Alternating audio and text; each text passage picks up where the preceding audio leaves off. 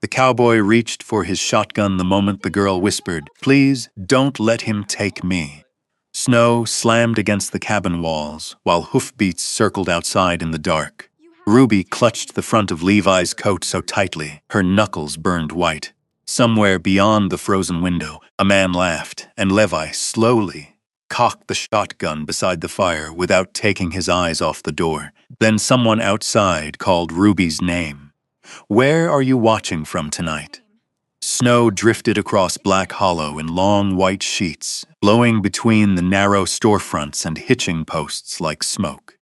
By noon, the streets had turned to gray slush where wagon wheels cut through the ice.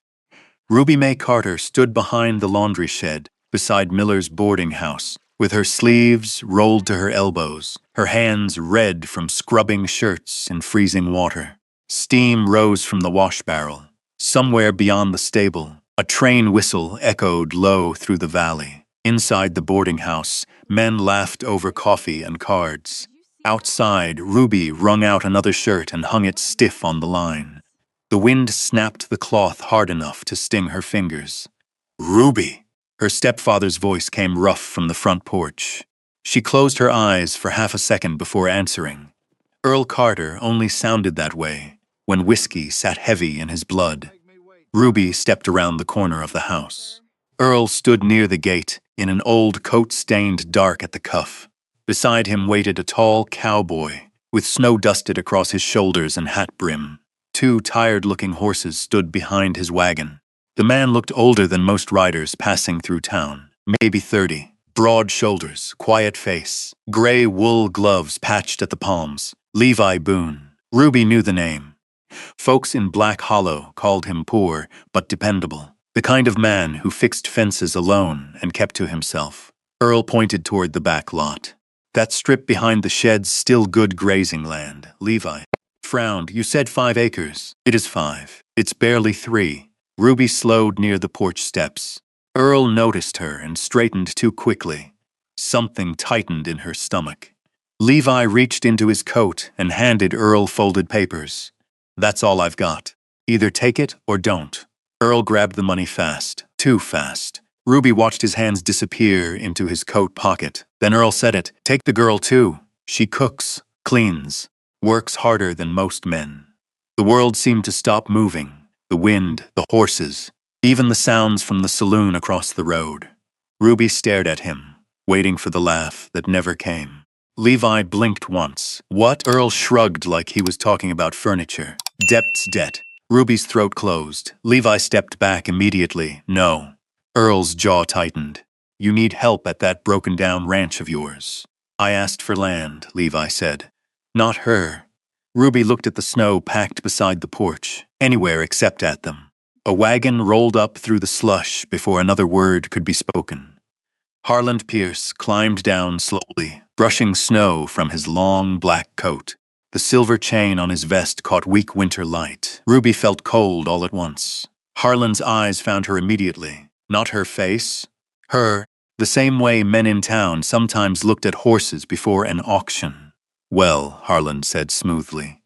"Looks like Earl finally found a way to settle part of what he owes." Earl swallowed hard. "We already made a deal." Harland ignored him. Girl like her could work off debt quicker elsewhere. Ruby's fingers curled around the edge of her coat. Levi noticed. Harland stepped closer. "If Boone won't take responsibility for her, I can arrange something in Billings by next week." Ruby finally looked up. Levi saw it then.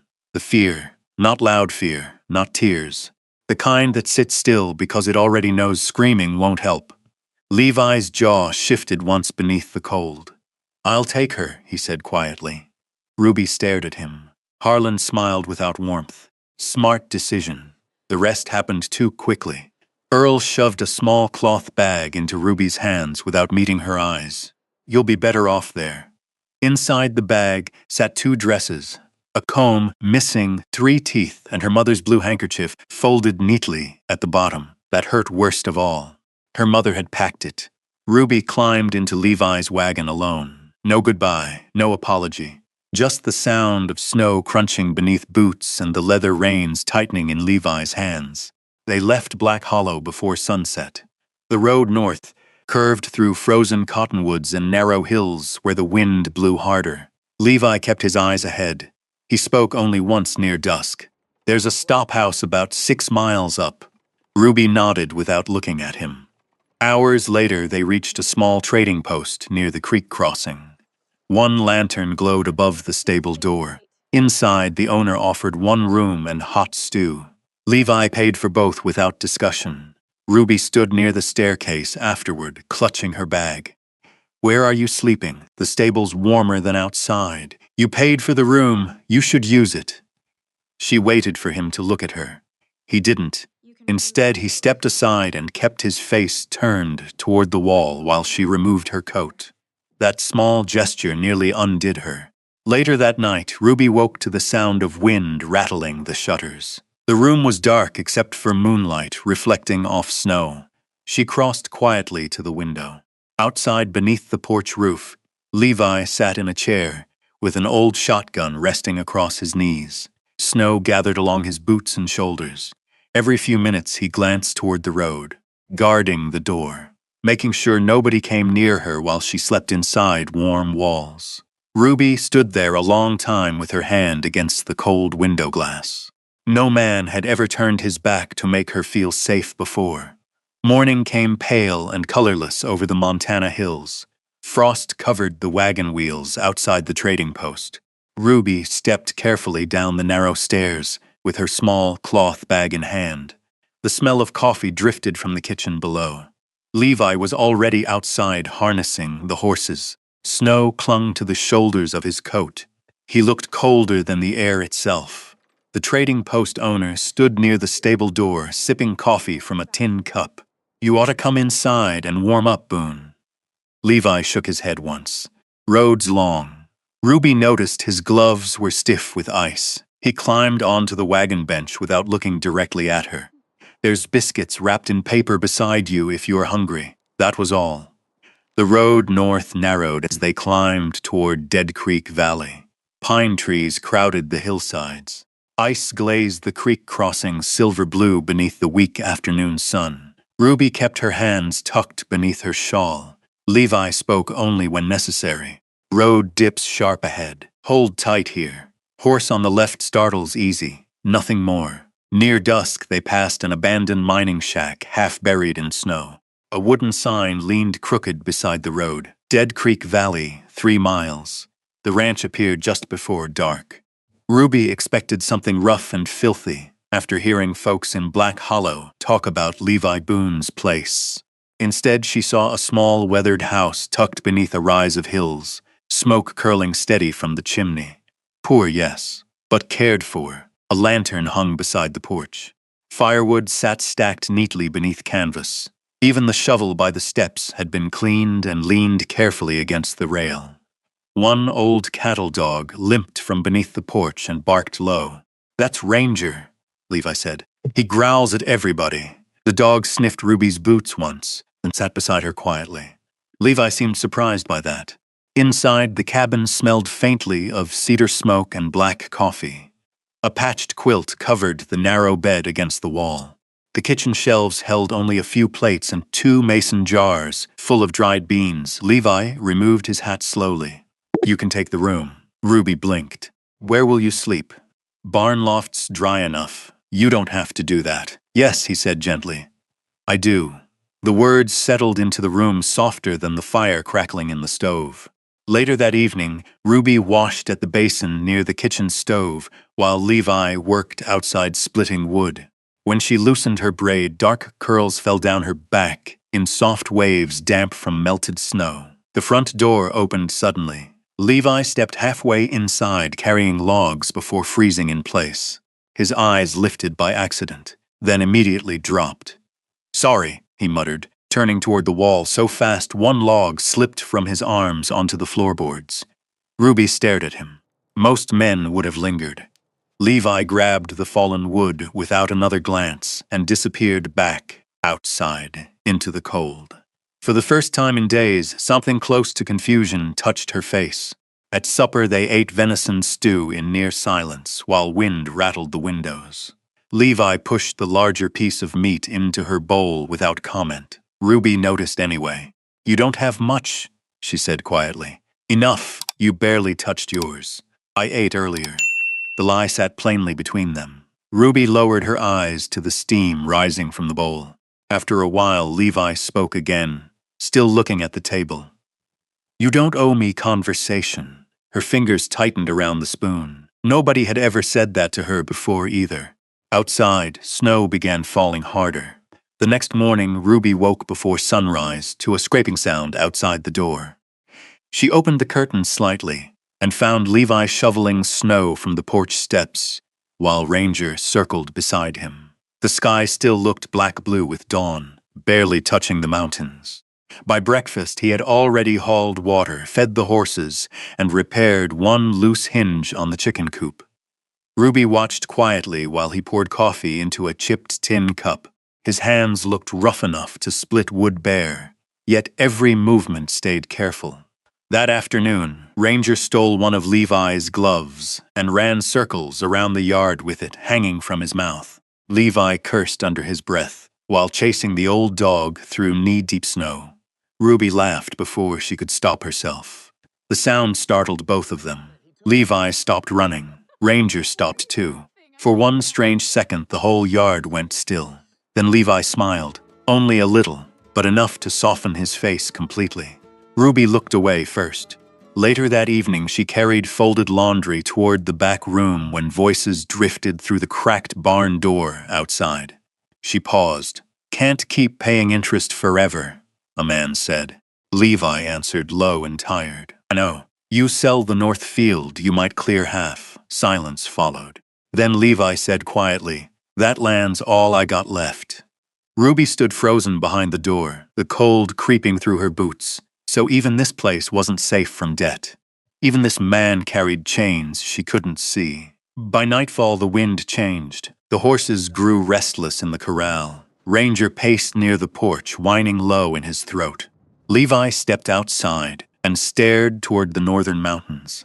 Dark clouds rolled over the peaks, thick as smoke. Ruby joined him near the porch rail, pulling her coat tighter. What is it? She asked softly. Levi didn't answer right away. Then he said, storm's coming hard. Far off across the valley, thunder rumbled beneath the snow-heavy sky, and down near the lower pasture, the horses were still outside the fence. Levi grabbed his coat from the nail beside the door. Stay inside, he said. The wind hit the cabin hard enough to shake the windows. Ruby stepped onto the porch after him anyway. Snow swirled across the yard in sharp white streaks. Down near the lower field, dark shapes moved restlessly against the fence line. You can't bring them in alone, she said. Levi looked like he wanted to argue. Instead, he pulled his gloves tighter and handed her the lantern. Keep close to the fence. Don't wander if the snow gets thick. By the time they reached the pasture gate, the storm had fully arrived. The horses screamed against the wind. One slammed sideways into the broken rail while another reared hard enough to snap its lead rope. Snow stung Ruby's cheeks like thrown sand. Levi fought the gate open with both hands. Move! He shouted over the storm. Ruby waved the lantern low, guiding the horses toward the barn.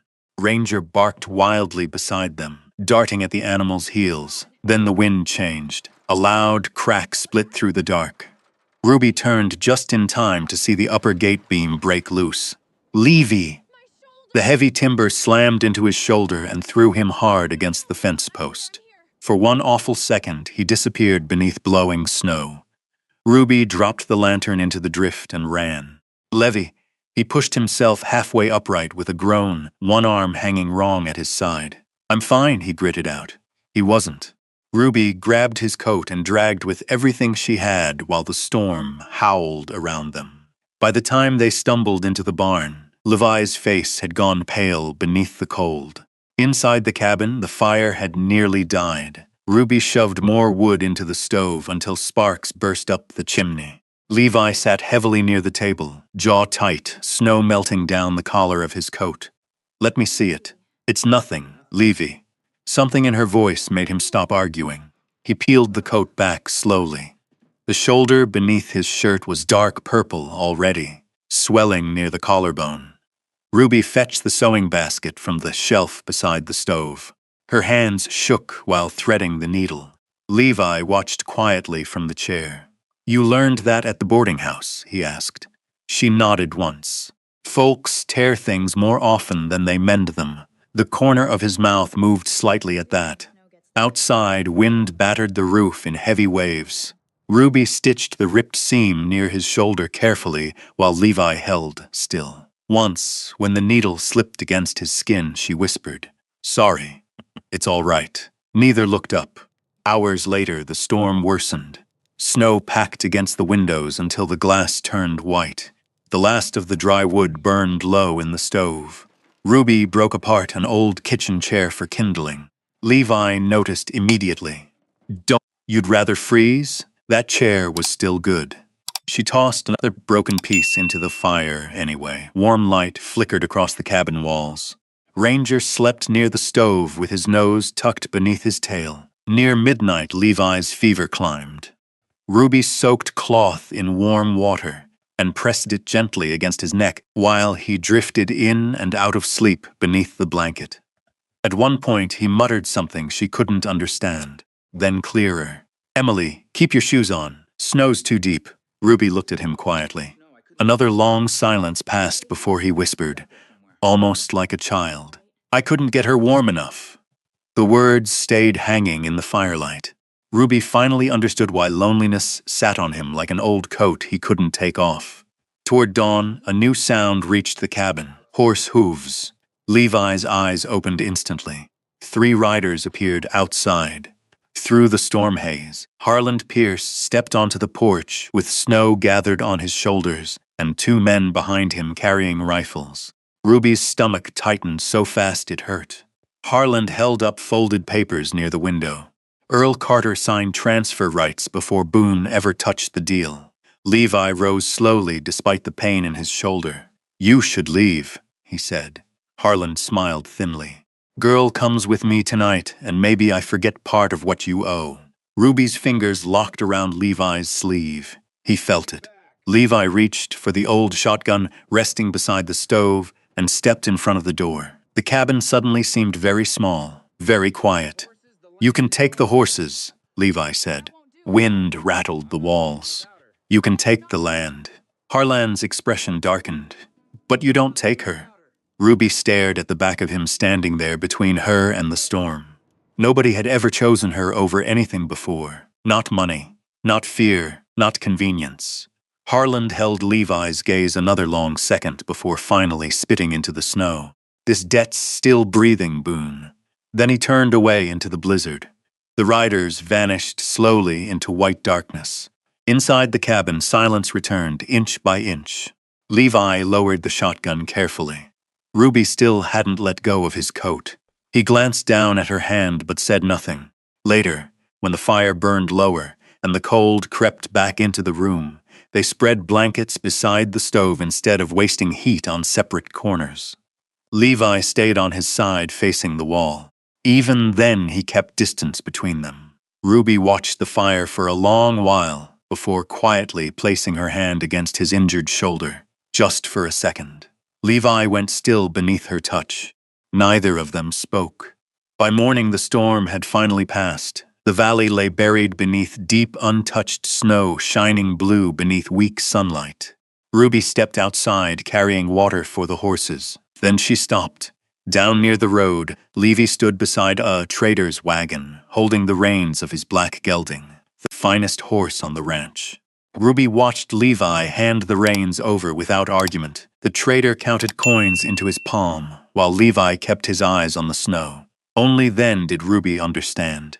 He was selling the horse to pay Harland Pierce.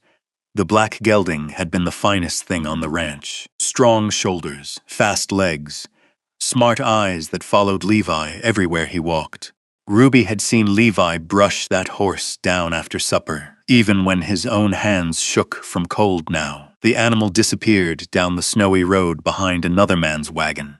Levi stood alone near the fence line with silver coins folded into his palm. He looked smaller somehow, not weak, just tired in a place deeper than bone. Ruby carried the water bucket slowly toward the barn without speaking. She knew pride when she saw it, knew the shape of a wound a person tried to hide. That night, Levi counted the money at the kitchen table, beneath the oil lamp. Receipts from the feed store and the trading post sat stacked beside his elbow. Ruby stitched quietly near the stove. "You didn't have to sell him," she said at last. Levi kept his eyes on the papers. "Needed paying." For me, for the debt, those were not the same thing, though neither of them said it aloud. Winter loosened its grip inch by inch after that storm. Snow melted from the lower hills first. Mud swallowed wagon wheels along the road into town. By early March, water dripped steadily from the cabin roof every afternoon. Ruby stayed, not because Levi asked, because leaving slowly stopped feeling possible. In the mornings, she swept the porch while Levi repaired storm damage along the fence. Ranger followed her everywhere now, limping faithfully behind her skirts, with one ear twitching whenever she spoke. Some afternoons, children from nearby homesteads wandered past the ranch, carrying slow or torn spelling books. Ruby helped them sound out words beside the porch steps while soup simmered inside. Levi never interrupted, but sometimes she caught him watching quietly from the barn doorway. Once Clara Whitmore stopped by with dried herbs and a basket of eggs balanced beneath her arm. "You've got color back in your face," the old woman told Ruby while they sorted mint leaves across the kitchen table. Ruby smiled faintly. "Maybe the mountain air," Clara snorted. "Maybe the cowboy." From outside came the steady rhythm of Levi's hammer striking wood. Ruby lowered her eyes too quickly. By April, green pushed through the thawed ground near Dead Creek. One evening, Levi came inside carrying fence wire over his shoulder. Mud streaked his jeans to the knees. Ruby noticed a tear along the seam of his shirt near the elbow. "Hold still," she said. Levi stopped halfway to the wash basin. She threaded a needle beneath the lamp while he stood awkwardly beside the table, like a man uncertain where to place his hands. Ruby stitched the torn fabric carefully. Levi watched her fingers moving through the cloth. "You don't gotta do that." "I know." The answer settled softly between them. When she finished, her hand brushed his forearm by accident. Levi's breath caught almost too quietly to hear. Neither moved right away. Then Ranger barked outside, and the moment broke apart like thin ice under boots. A week later, Ruby rode into town alone with Clara for flour and lamp oil. The general store fell silent when she walked inside. Two men near the stove exchanged glances. "That Boone girl," one muttered low enough to pretend he hadn't meant her to hear. "Bought cheaper than cattle, from what I heard." Ruby's fingers tightened around the flour sack. She left the store without finishing the order. Outside, rain clouds hung low over Black Hollow. Mud clung heavy to her boots while Clara loaded supplies into the wagon. "You don't listen to fools," Clara said sharply. Ruby stared down the road toward Dead Creek, but the words stayed. That night she sat awake long after Levi fell asleep in the chair near the stove. The lamp burned low beside him. One boot still rested half unlaced against the floorboards. He looked exhausted, older somehow in sleep. Ruby watched the rise and fall of his breathing and thought about the sold horse, the debt, the whispers in town. Maybe Harland Pierce had been right. Maybe she was ruining everything she touched. Near dawn, she folded her mother's blue handkerchief carefully into her coat pocket. Then she packed her small cloth bag again. Ranger lifted his head as she opened the cabin door. "Shh," Ruby whispered softly, kneeling beside him. "Don't wake him." The old dog whined low in his throat anyway. Ruby stepped outside into cold spring rain. She walked south before sunrise, following the abandoned rail path through soaked grass and muddy stone. By noon, she reached an empty line shack near the old tracks west of Bitter Pass. Inside smelled of wet wood and rust. Ruby sat on the narrow bench beneath the broken window and pulled her coat tighter around herself. For a long while, there was only rain tapping against the roof. Then came hoofbeats, fast, desperate. The cabin door burst open hard enough to rattle the hinges. Levi stood there, soaked through to the skin, chest heaving from the ride. Rainwater dripped from his hat brim onto the warped floorboards. For 1 second, neither of them spoke. Then Levi crossed the room in 3 strides. You left. Ruby looked away first. Harlan's coming after the ranch because of me. That's not your fault. You sold your horse. I'd sell the whole place before handing you over to him. The words hit harder than shouting ever could. Ruby's eyes burned suddenly. You don't understand. People talk. They think I know what they think. Levi's voice stayed low, steady. That don't make them right. Rain hammered the roof harder. Ruby pressed the heel of her hand against her eyes. I didn't want to destroy your life. Levi stared at her a long moment. Then he removed his wet gloves slowly and dropped them onto the table.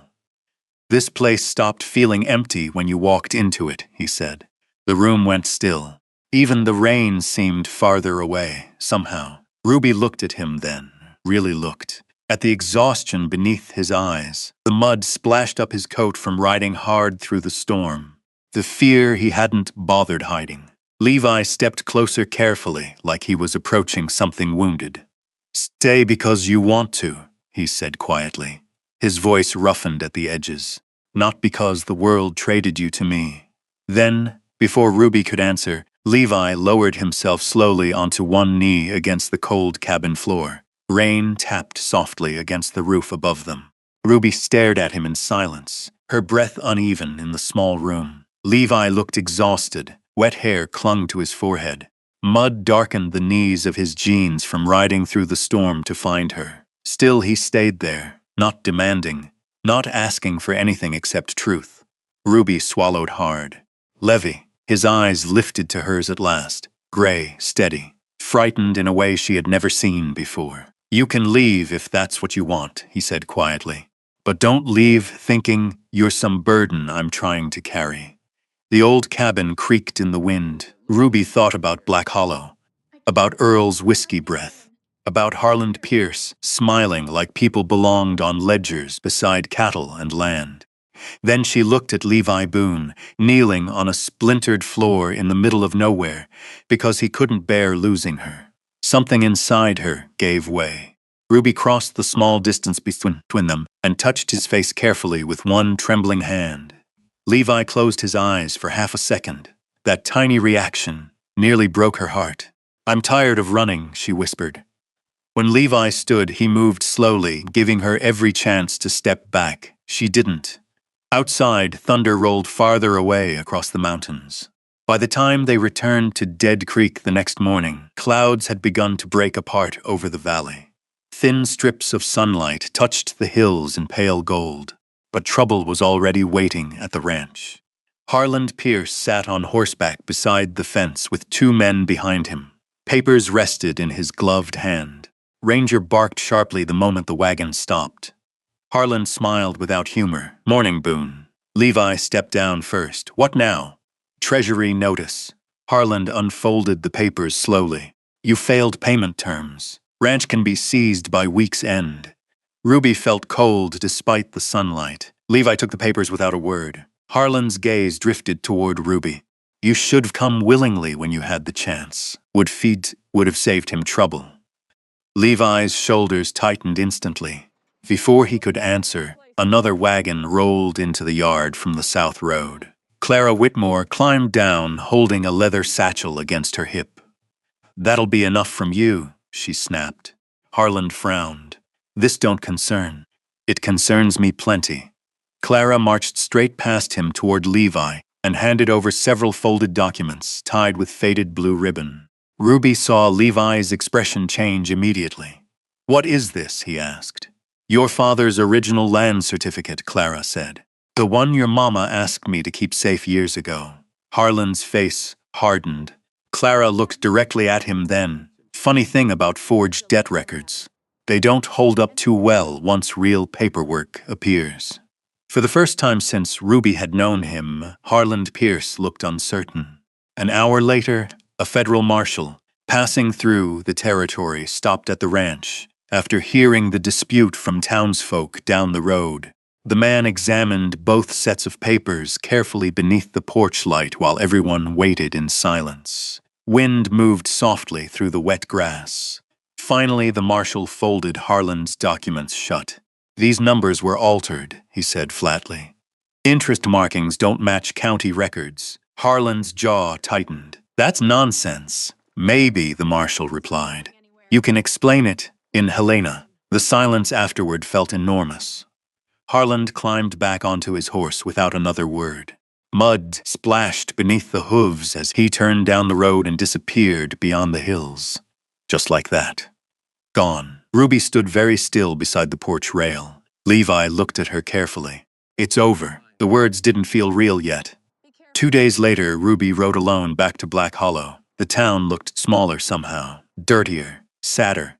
Earl Carter sat outside the boarding house, wrapped in an old coat, with a whiskey bottle beside his boot.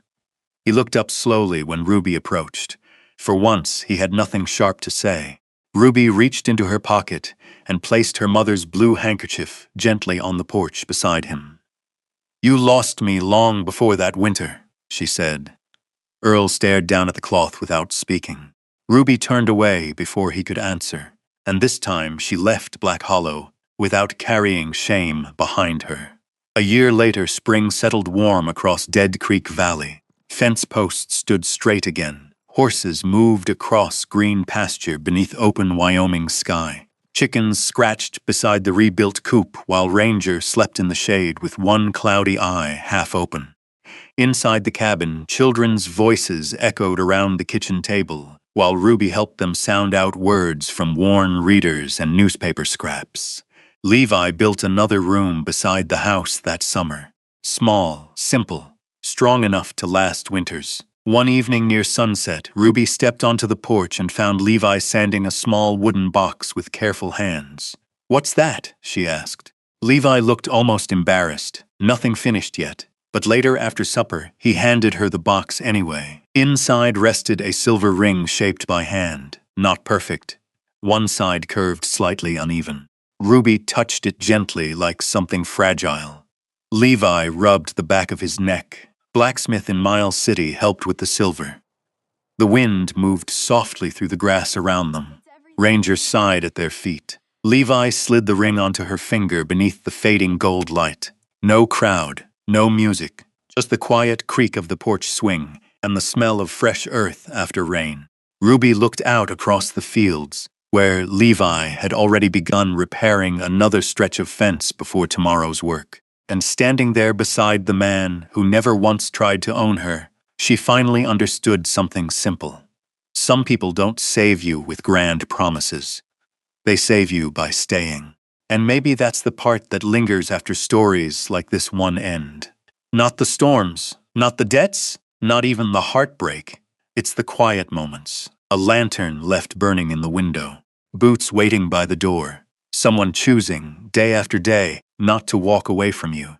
If you were standing where Ruby once stood, cold, exhausted, carrying all the hurt someone else placed on your shoulders, would you still believe a gentle life was possible for you? Would you trust the hand reaching for yours after everything you'd survived? Out on those wide Wyoming plains, love didn't arrive dressed like a fairy tale. It came slowly, through patience, through respect. Through a man fixing fences before sunrise, and a woman learning she no longer had to earn the right to stay. Maybe that's what healing really looks like sometimes. Not loud, not perfect, just steady. If this story stayed with you tonight, leave a simple still here in the comments. I'd love to know who walked this road beside Ruby and Levi until the very end. And if these kinds of quiet Western stories bring you comfort after a long day, you're welcome to stay a while. There are still more dusty roads, old ranches, lost souls, and healing hearts waiting in the next story.